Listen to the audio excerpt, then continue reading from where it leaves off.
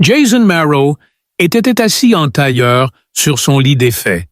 La lumière vacillante de son ancien téléviseur à écran plat illuminant le chaos de son appartement d'une chambre, des croquis à moitié terminés et des contenants de place à emporter jonchèrent le sol, témoignant à la fois de son travail en tant que graphiste freelance et de son incapacité totale à maintenir la moindre apparence d'ordre domestique. Cela a commencé, comme toutes les soirées véritablement catastrophiques, avec une bol de nouilles instantanées et un marathon de mauvais films. Dehors, un orage grondait sur la ville comme un vieil homme se plaignant de ses genoux, tandis que Jason était en train de regarder Galactic Gladiators 3, Revenge of the Slime Warlord, un film à la fois catastrophiquement horrible et ironiquement brillant. Alors qu'il slurpait des nouilles, il grimaça à l'explosion d'un vaisseau spatial peu réaliste. Le héros du film, avec sa mâchoire carrée et ses choix d'acteurs douteux, professait son amour éternel pour une reine extraterrestre à 3 yeux et un extraterrestre. Jason, avec son accent texan particulier, se moqua de l'idée d'épouser un monstre tentaculaire pour sauver l'univers. On aurait dit que l'univers écoutait, et franchement, il avait un sens du timing terrible. Soudain, sa chambre fut illuminée par une lumière bleue artificielle et glaciale. L'air bourdonnait d'un son profond et résonnant, comme le ronronnement d'un chat cosmique. Le cœur de Jason battait contre ses côtes alors qu'il laissait tomber ses baguettes, essayant de comprendre ce qui se passait. « Oh, c'est quoi ce bordel ?» réussit-il à dire avant que la lumière ne devienne plus brillante et n'éclate comme une bulle de savon. « Mince, qu'est-ce que c'est que ce bordel ?» réussit-il à dire avant que la lumière ne devienne plus vive et n'éclate comme une bulle de savon. Au milieu de son vieux tapis, Star Wars se tenait une femme, ou du moins, c'est ce que Jason croyait. Au milieu de son tapis usé de Star Wars se tenait une femme. Du moins, c'est ce que Jason croyait. Elle mesurait un peu plus de 6 pieds, ses cheveux argentés ondulants et captant la lumière tamisée d'une manière presque étudiée. Sa peau pâle avait un éclat métallique subtil, et ses yeux, profonds de mer, de violette et liquide, brillaient doucement, comme s'ils étaient illuminés de l'intérieur. La seule chose qui la distinguait vraiment, cependant, était sa capacité à se téléporter dans son Jason, fit ce que ferait tout homme adulte raisonnable. Il prit un oreiller et le brandit comme un bouclier. « Écoutez, si c'est une sorte d'invasion de maison en cosplay, je n'ai pas d'argent. En échange, vous pouvez prendre la télé et, les ramen. Vous aimez les ramen, ils sont au goût de bœuf. » La femme inclina la tête, ses longues oreilles élégantes, se terminant par des pointes fines qui tressaillaient avec une grâce troublante. Tous deux le fixèrent du regard. Elle se présenta comme Lyra du collectif Zenter et arriva avec une mission diplomatique urgente. Jason cligna, confus. « Êtes-vous un télévendeur ?» demanda-t-elle avec un sourire qui trahissait ses oreilles. « Vous avez été sélectionné, Jason Marrow, pour un poste d'importance intergalactique significative, dit-elle, sa voix ne trahissant ni chaleur ni autorité. Cool. Il plissa les yeux. Est-ce que l'un de ceux-là? Des blagues pratiques étranges, comme celles de ces YouTubers qui jouent le rôle de voyageurs temporels.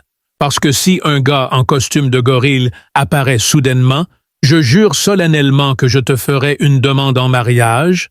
Lyra te répétait patiemment, dans le but de renforcer le lien entre le collectif Zenter et le système planétaire de la Terre, et Jason la regardait avec une douzaine de demi-blagues dans la gorge. D'accord.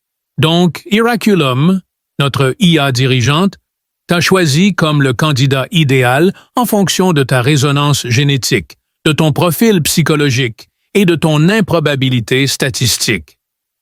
Jason laissa échapper un faible rire. Statistique improbable, madame, dit-il.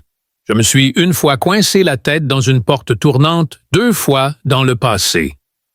Lyra le regarda avec une expression indéchiffrable, et le rythme de l'union semblait s'accélérer.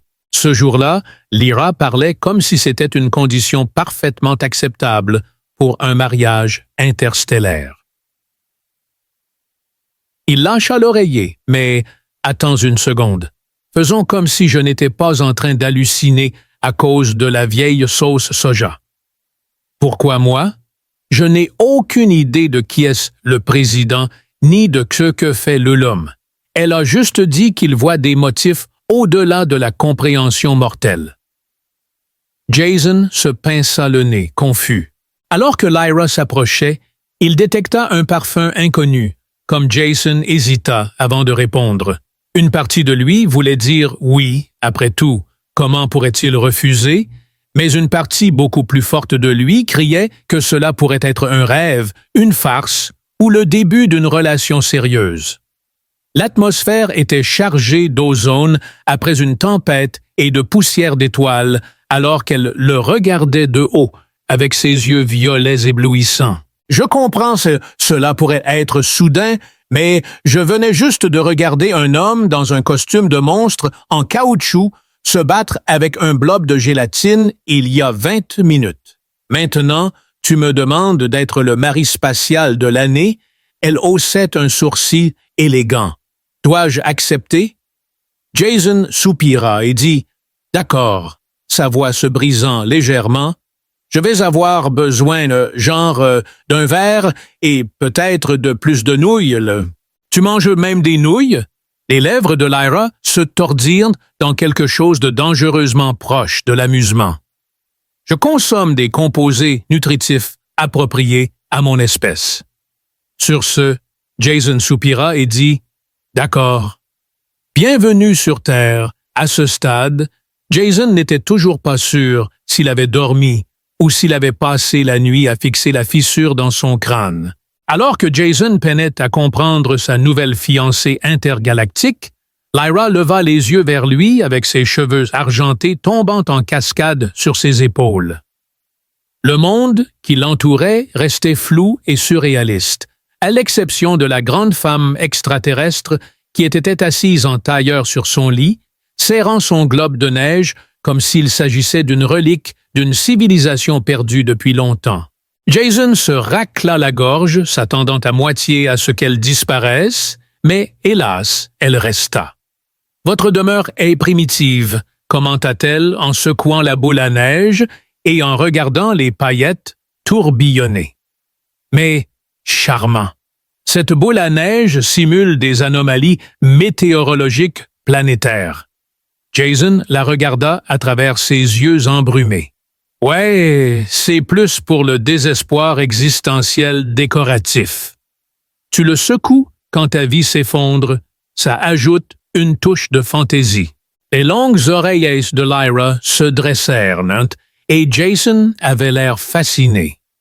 Ses cheveux se dressaient à des angles malheureux. « D'accord, Lyra, j'essaye encore de comprendre tout ça. Hier, alors que je posais doucement la boule à neige sur sa table de nuit, comme si elle était faite de neutronome plutôt que de plastique bon marché, elle dit « Je viens en tant qu'émissaire du collectif Zentar. Notre société a cherché pendant des millénaires des alliances pacifiques avec les civilisations émergentes. La Herculum, notre conscience centrale, a sélectionné. Je n'étais qu'un gars avec un retard de logo freelance à terminer et une peur de l'engagement. » Jason se frotta le visage, son esprit souffrant de la tension émotionnelle. « Pourquoi ton ancien IA spatial pense-t-il que je suis fait pour le mariage? » demanda-t-il en reniflant. « Je veux dire, je ne peux même pas garder une plante d'intérieur en vie. » Son micro-ondes lui a répondu en morse passif-agressif. Lyra Thiolum ne l'a pas expliqué, mais elle a calculé que votre existence crée un champ d'improbabilité statistique qui perturbe les résultats prévisibles. Sous les vêtements de Lyra, elle cachait un dispositif de la taille d'une balle de baseball. D'un simple toucher, il se déplia comme une fleur métallique, révélant une carte tridimensionnelle du ciel au-dessus de son lit défait. Les étoiles brillaient et tourbillonnaient autour d'une masse centrale de lumière, et il ne pouvait placer aucune des constellations familières. « C'est l'étendue connue », expliqua-t-elle d'un geste gracieux. « La Terre est ici. » Jason, captivé par l'immensité du système stellaire, regarda avec étonnement le petit point bleu sur la carte. « Hein? On dirait la banlieue bizarre où personne ne veut passer la nuit. » L'expression de Lyra resta grave alors qu'elle faisait un geste une fois de plus. Et soudain, des lumières cramoisies, dorées et d'un vert étrange apparurent, chacune représentant une civilisation, une alliance ou un territoire différent. Certaines des lumières flottaient seules, menaçantes, tandis que d'autres formaient des bandes serrées et scintillantes. Les Zentaurs. Une menace croissante, comme elle l'a souligné, est le Dominion Direct. La carte s'assombrit et une région de l'espace pulsa d'un rouge clignotant et en colère. Jason fit une grimace et dit « Oui !» Lyra admit, une petite ride se formant entre ses sourcils, que ces gens sont difficiles et que leur expansion menace l'équilibre fragile des communautés galactiques. Thulum a prévu la nécessité d'une alliance sans précédent, un emblème de « Lequel es-tu » Lyra demanda, sa voix s'éteignant alors que Jason s'appuyait contre la tête de lit. Jason Marrow, graphiste à temps partiel, mari spatial extraordinaire à temps plein. Jason soupira et demanda « D'accord, alors que se passe-t-il ensuite? Allons-nous à la mairie intergalactique de Vegas? Dois-je acheter un smoking ou, je ne suis pas sûr, une protection en titane? Il y a des protocoles, continua Lyra. Un vaisseau diplomatique est en route. Il viendra nous chercher dans les 5 heures suivant votre mesure du temps local. Après cela, nous volerons vers Zephyrian Prime. Le Jason a cligné des yeux pendant 5 heures. Il n'a toujours pas brossé ses dents ni fait quoi que ce soit d'autre pour se préparer aux cérémonies officielles à la capitale de Zenth Terran. Lyra ne semblait pas inquiète de son manque d'hygiène personnelle. Il ne pouvait s'empêcher de rire. « Génial! Je suppose que je suis officiellement enlevé par des elfes de l'espace sexy. » Elle inclina la tête, confuse par la désignation. Jason agita la main et dit « Laisse tomber ». Elle demanda alors « Puis-je au moins prendre une douche et préparer un sac ou quelque chose? Quel est le code vestimentaire pour les mariages extraterrestres? Je pensais que vous fourniriez une tenue appropriée. » Génial. Oh, et les oreilles de Lyra frémirent. Jason hésita avant de répondre « Numéro. Je n'ai même plus de plantes. Tu te souviens du grand fiasco des cactus de 2021? » Lyra avait l'air confuse pendant une seconde, mais Jason ne pouvait s'empêcher de sourire malgré l'absurdité cosmique de la situation. Il trouva du réconfort dans le fait que Lyra semblait être un personnage de science-fiction vivant et respirant. « D'accord, » dit-il en se levant et en s'étirant, sentant la journée à venir lui échapper. « Je suis partant.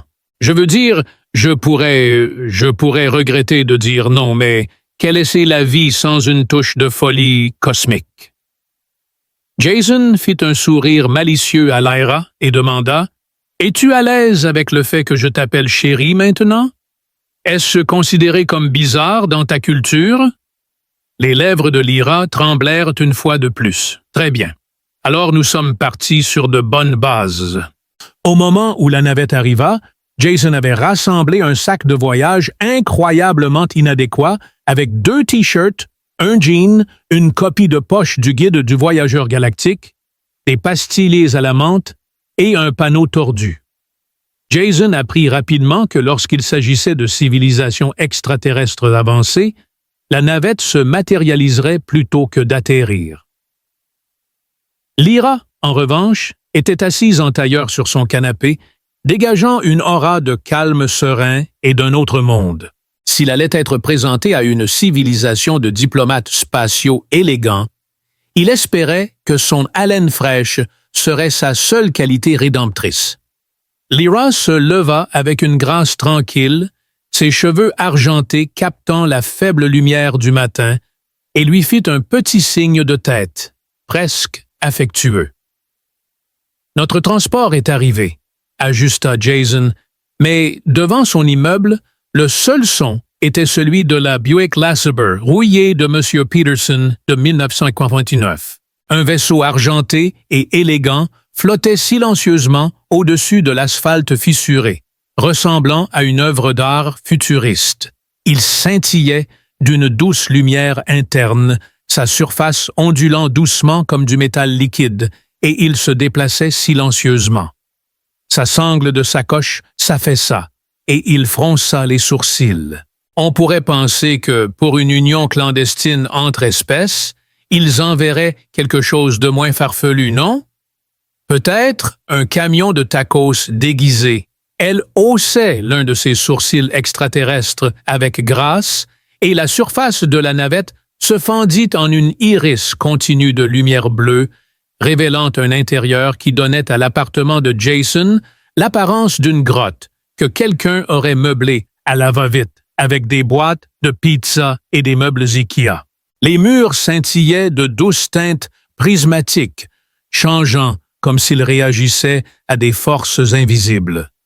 Au centre de la chambre, pulsant d'une lumière rythmique douce, flottait une orbe cristalline. Lyra ordonna à Jason de s'avancer, mais il hésita. « Sommes-nous sûrs que cela ne va pas me scanner, me déclarer génétiquement indigne et me projeter dans le trou noir le plus proche ?» dit Lyra avec un air de gravité absolue. C'est profondément rassurant.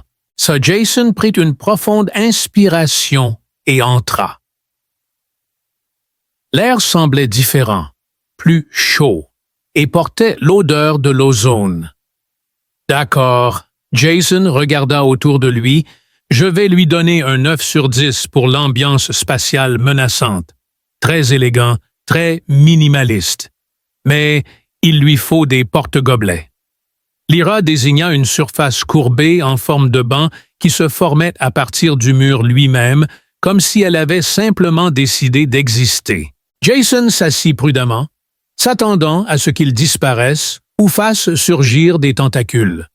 « Activation du moteur stellaire », dit Lyra à la porte qui était scellée derrière lui. Annonça en touchant l'orbe. Il a réagi comme un être vivant, la lumière spirale vers l'intérieur avant de jaillir vers le haut dans une cascade silencieuse. Il n'y avait pas de secousse d'accélération, pas de sensation de chute dans l'estomac comme sur un grand 8. Juste un léger bourdonnement dans les os de Jason et une vue de la Terre qui s'éloignait sous eux à travers une section maintenant transparente du mur de la navette. Il regarda son planète rétrécir, bleue et verte, avec des nuages qui l'enveloppaient jusqu'à ce qu'elle ne soit plus qu'un point dans l'obscurité de velours sans fin. Alors, pas de ceinture de sécurité, hein? Lyra lui jeta un coup d'œil. Inertiel, avec une étrange excitation, Jason réalisa qu'il se déplaçait déjà plus vite que la lumière. Une centaine de films de science-fiction défilèrent dans sa tête, mais aucun ne l'avait préparé à la tranquillité et à la paix qui régnait. Après une longue pause, Jason se racla la gorge. Alors, à quoi ressemble Cephirium Prime? Devrais-je m'inquiéter de la gravité latérale ou de la nécessité de créer une atmosphère respirable? Les lèvres de Lyra se courbèrent légèrement en parlant. Ils expliquèrent que Cephirium Prime est une biosphère à base d'oxygène avec des paramètres gravitationnels compatibles avec ceux de la Terre. Ils lui assurèrent qu'il y aurait des ajustements physiologiques mineurs, mais rien de fatal. Jason haussait les épaules, désemparé. J'espérais passer mon week-end à rattraper mon sommeil et à regarder des films terribles, mais Jason cligna des yeux. « Tu sais comment je vais classer ça? » a demandé plus tard. Le trajet en navette continua dans un relatif silence, interrompu seulement par des bruits occasionnels de conversation. « T'es-tu déjà fait enlever par une race de guimauves inconscientes qui s'attendent à ce que tu épouses leur roi parce que ton aura sent apparemment la victoire? » Lyra avait l'air pensive, mais Jason ne parlait pas spécifiquement des guimauves. Les glorexiens de la 10e spirale émettent effectivement une odeur de glucose vaporeux. Des traînées envoûtantes de lumière stellaire déformée finirent par se fondre en une image à couper le souffle d'un monde comme aucun autre que Jason n'avait jamais rencontré, accompagné de temps à autre d'un ping de flux de données et du monologue intérieur de Jason qui oscillait entre panique existentielle et nerdisme joyeux. C'était étrangement réconfortant pour lui de réaliser à quel point Lyra était normale malgré son statut extraterrestre. Certes, elle avait de longues oreilles qui tressautéantes, des yeux qui brillaient dans le noir, et une habitude de parler comme un androïde shakespearien. Mais elle était étrangement facile à côtoyer. Le souffle de Jason se coupa lorsque Lyra hocha la tête avec délice. Bienvenue au cœur du collectif Zentar. La scène se déroulait sur fond de Cephirian Prime qui émettait une myriade de couleurs irrationnelles. D'immenses océans scintillaient comme de l'opale liquide, tandis que les continents étaient tissés de rivières d'un vert doux et éclatant. Au-dessus des corps célestes, des anneaux orbitaux tournaient paresseusement, projetant d'énormes villes dans l'espace comme des joyaux sur des fils invisibles. « Oui, et la paperasse aussi », soupira Jason. « J'ai toujours imaginé que mes premiers repas sur un monde extraterrestre impliqueraient un moment épique, au ralenti, probablement avec John Williams en fond sonore, mes cheveux ébouriffés héroïquement par le vent d'une atmosphère inconnue. » Il sourit malgré lui, se sentant un peu moins tendu. « D'accord, Lyra, je te l'accorde. Vous gagnez définitivement pour la meilleure première impression. » « Fais attention, » avertit Lyra, tendant une main ferme pour attraper son coude. « Les fluctuations de gravité peuvent être désorientantes au début. » Il faillit trébucher sur son propre lacet en descendant la rampe d'une navette extraterrestre sur la surface scintillante d'une plateforme d'atterrissage qui semblait avoir été conçue par une civilisation d'architectes obsédés par les bâtons lumineux. « Oui, j'ai remarqué Jason se lever et essayer de retrouver sa dignité. L'air était plus chaud qu'il ne l'avait prévu et avait une légère odeur électrique, comme si on était trop près d'un nuage d'orage. Le ciel au-dessus était un kaléidoscope de violet et d'or profond, strié de rubans de lumière incroyablement fins qui scintillaient et dansaient avec la grâce lente et délibérée de quelque chose d'ancien. De hautes tours cristallines s'élevaient sous diverses formes, capturant la lumière du soleil de manière à faire scintiller l'ensemble de l'horizon comme un bijou vivant. Des créatures étranges s'élevaient dans les airs sans avertissement. Lyra lui fit signe de la suivre, ses longues oreilles frémissant une fois alors qu'elle se dirigeait vers une délégation en attente. Ceci n'est que la plateforme de réception. Le conseil attend dans la salle de conformité. « D'accord, » dit Jason en regardant autour de lui. « Tu as officiellement surpassé toutes les brochures de voyage que j'ai jamais vues. » Sans vouloir offenser les chutes du Niagara, ajouta Jason. « Il y a toujours une salle de quelque chose, n'est-ce pas?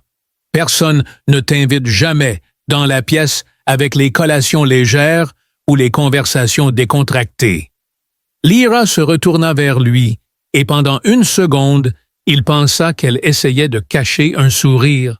Alors qu'ils s'approchaient, ils virent un groupe de silhouettes se tenant en formation solennelle.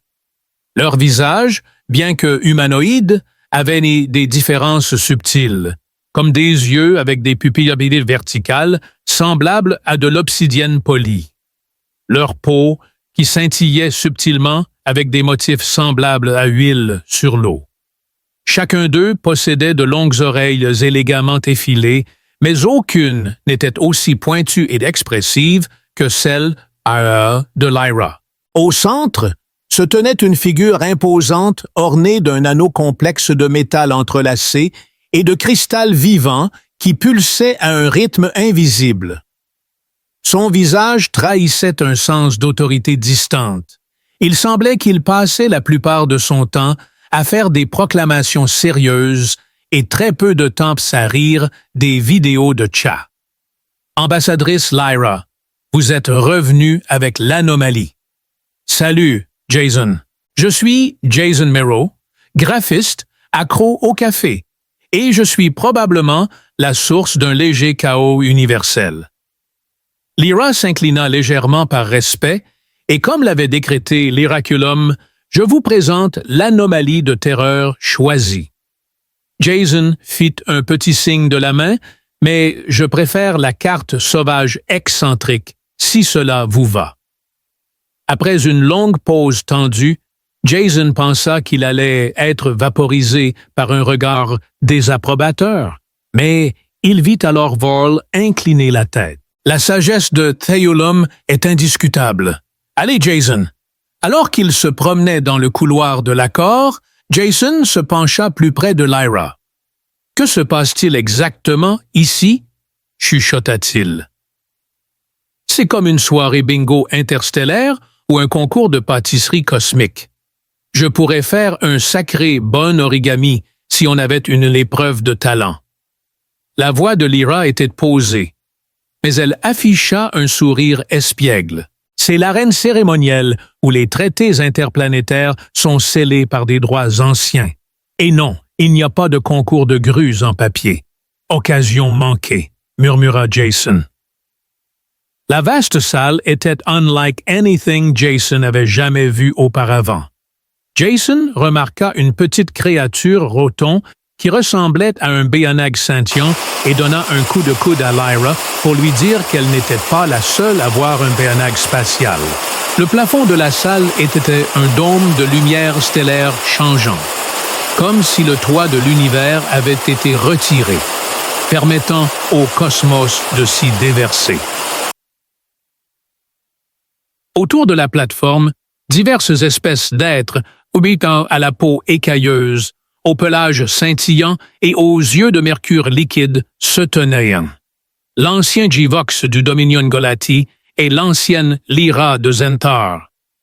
Lyra murmura « Il est vénéré, pouf, compris. » Le chancelier leva la main et la salle se tut. Nous nous sommes réunis ici aujourd'hui pour être témoins de la formation de l'alliance Terrara-Zentar qui sera scellée par l'union de l'ambassadrice Lyra de Zentar et de Jason Merrow. Un murmure d'approbation résonna dans toute la salle, bien que Jason crut entendre quelqu'un éternuer dans une langue entièrement composée de pépiments. Alors, qu'est-ce qui est impliqué dans cette union? Demanda Jason en regardant Lyra.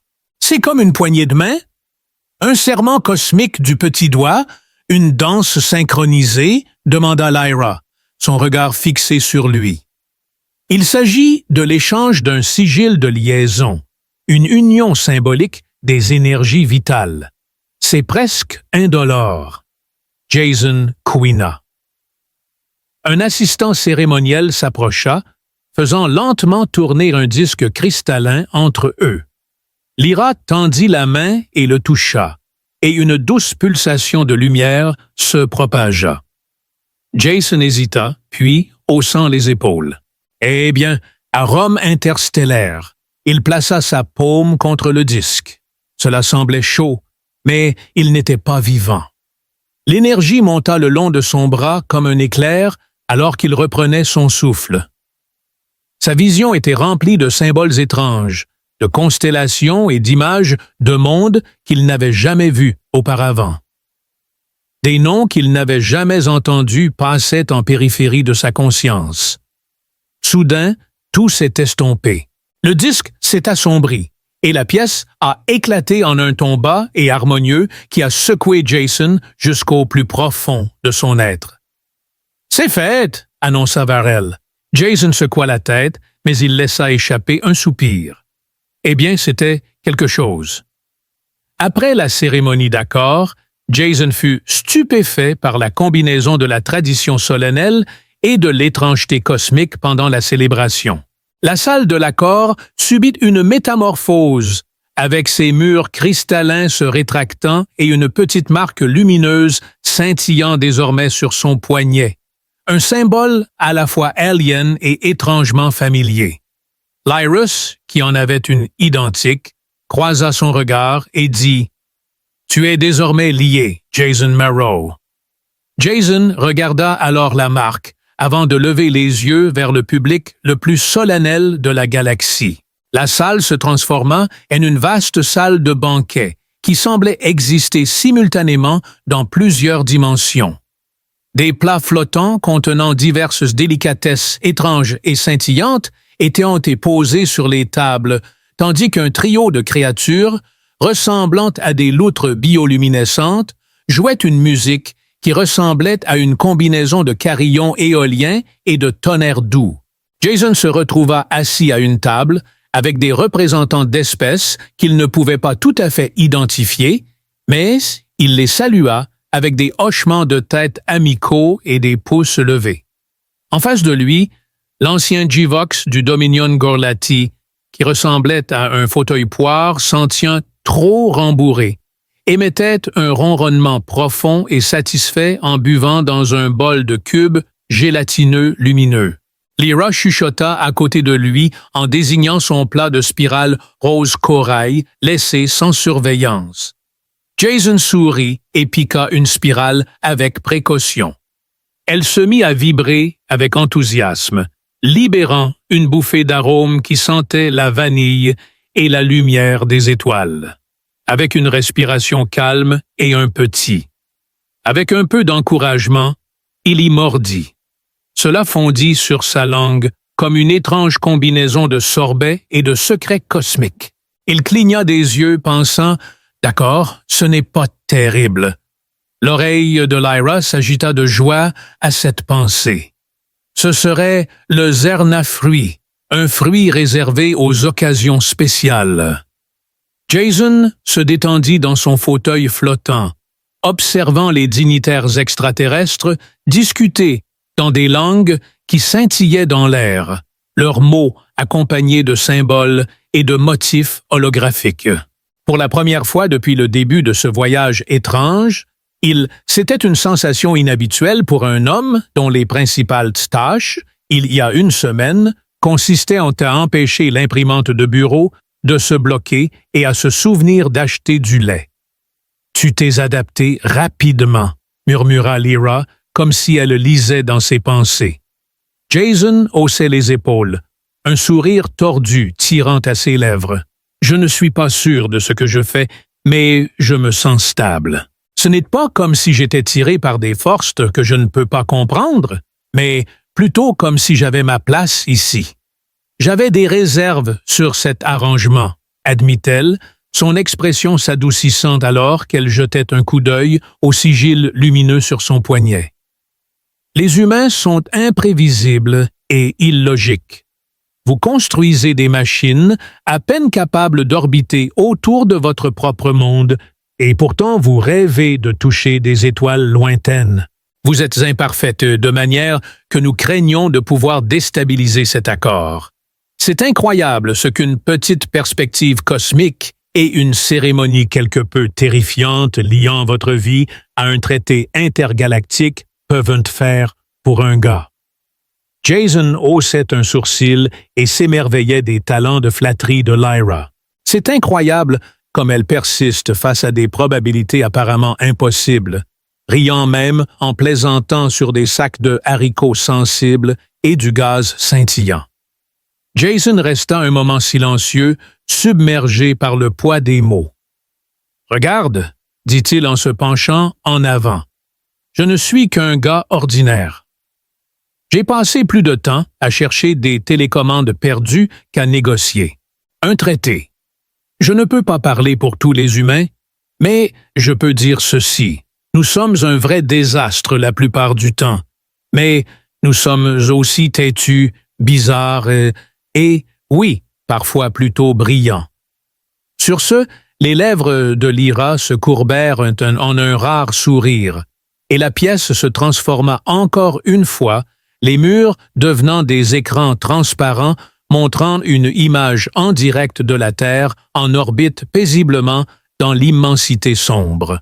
Une série de pulsations douces accompagna l'image et des flux de données atmosphériques. Le chancelier se leva à nouveau pour s'adresser à l'Assemblée, cette fois en informant le collectif Xantar et ses alliés que l'accord a été scellé et que la Terre est reconnue comme un allié.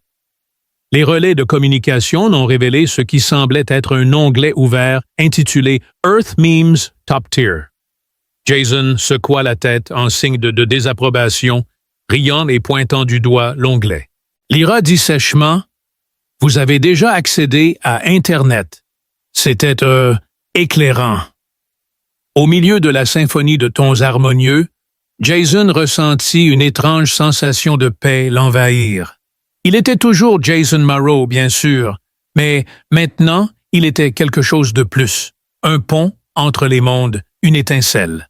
Alors que les célébrations touchaient à leur fin, Jason et Lyra se tenaient sur un balcon, contemplant l'étendue cristalline apparemment infinie de Zephyran Prime et les vaisseaux lointains à l'horizon, brillant à travers le ciel alors qu'ils traçaient des chemins, et pendant un moment, aucun d'eux ne dit rien. Maintenant, Lyra se tourna vers Jason et dit « Nous construisons, nous apprenons, nous endurons, et toi, Jason Morrow, tu nous aideras à apprendre à rire. » Jason sourit et dit « Je peux faire ça. J'ai tout un catalogue de jeux de mots terribles. » Lyra soupira, mais ses oreilles tressaillirent avec tendresse. Je soupçonne que la galaxie ne sera plus jamais la même. Jason jeta un dernier coup d'œil à la ville extraterrestre qui était devenue une partie de son monde contre toute attente. « Bien, dit-il, donc ça ne devrait pas être la fin. »